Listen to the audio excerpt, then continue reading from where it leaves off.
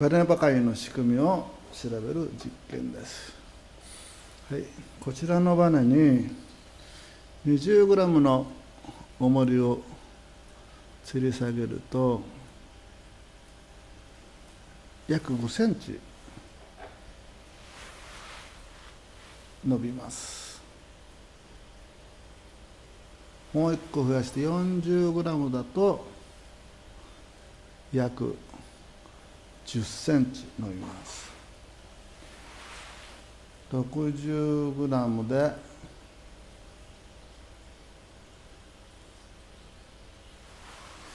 約15センチ伸びます。すなわちバネの伸びの長さと重りの重さの関係は、比例していきます。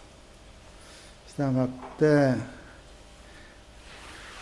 5個吊り下げた場合は5個で 100g です。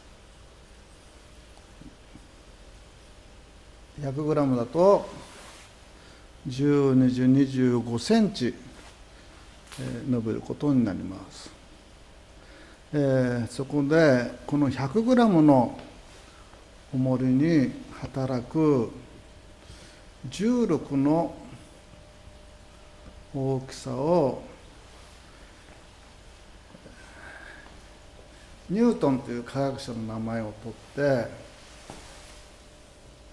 1ニュートンと決めました。そこでこちらはニュートンばかりといってこの中にバネが入っていてそれで 100g の重りを吊り下げています。バネが伸びていってこの赤い印のところ1を指しました。これが1ニュートンです。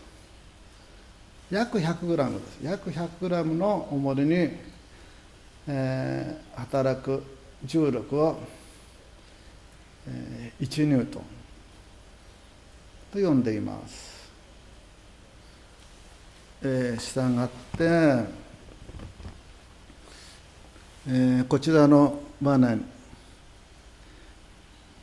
重りの代わりに、手で5、10、15、20、25センチバネを伸ばした時の、この手の力は重り 100g に当たるので1ニュートンの、力でこのバネを引っ張ったことになります。したがってバネが一つあればバネの伸びの長さと重さ力は比例するのでバネばかりの役割を果たすことになります。